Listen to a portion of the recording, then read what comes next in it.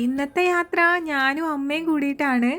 കഴിഞ്ഞ ദിവസങ്ങളിലൊക്കെ ഞാൻ നല്ല ബിസി ആയിരുന്നത് കൊണ്ട് അമ്മയുടെ സാരഥി ചേച്ചിയായിരുന്നു. പിന്നെ ബാക്ക് ടു ഞാൻ ആ സ്ഥാനം ഏറ്റെടുത്തിട്ടുണ്ട്. ബ്രദറിലോ തിരിച്ച് ബാംഗ്ലൂർക്ക് പോയപ്പോൾ ആള് കാറ് കൊണ്ടുപോയില്ല കേട്ടോ. എൻ്റെ ആവശ്യങ്ങൾക്ക്, കല്യാണ ആവശ്യങ്ങൾക്കൊക്കെ ഓടാനായിട്ട് ഇവിടെ ഇട്ടിട്ടാണ് പോയത്. അതെന്തായാലും നല്ല ഉപകാരമായി. ഇപ്പം ഞാൻ ഉള്ളത് എൻ്റെ മൂത്ത ചേച്ചിയുടെ വീട്ടിലാട്ടോ. ഇവിടെയാണെങ്കിൽ ഒരുപാട് പയറും കുഞ്ഞു കുഞ്ഞു കൃഷികളൊക്കെ ഉണ്ട്. പയർ ഒത്തിരി ഉണ്ടായിരുന്നു എന്നാണ് പറഞ്ഞത്. പറിച്ച് കടയിലൊക്കെ കൊടുത്തതിന് ശേഷം ഉണ്ടായി കിടക്കുന്നതാണ് ഈ ബാക്കിയുള്ളത്.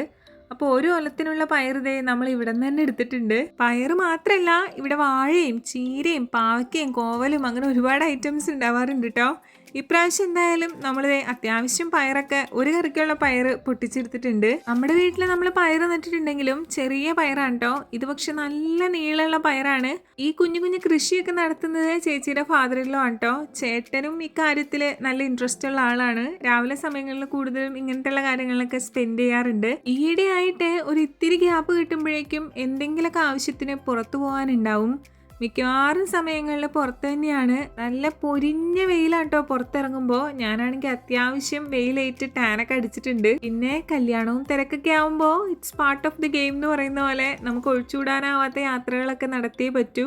അപ്പം അങ്ങനെ എല്ലാ ദിവസവും പുറത്തുപോക്കും കാര്യങ്ങളൊക്കെ ആയിട്ട് അമ്മയും ഞാനും എല്ലാവരും ടയേർഡ് തന്നെയാണ്. വെയിലിൽ നിന്നൊരു ആശ്വാസം കിട്ടാനായിട്ട് ഞാൻ പാല് വാങ്ങാൻ കയറിയപ്പോൾ അവിടെ സംഭാരം ഉണ്ടായിരുന്നു. ഫസ്റ്റ് ടൈമാണ് ഞാൻ അവിടെ നിന്ന് സംഭാരം ട്രൈ ചെയ്യുന്നത്.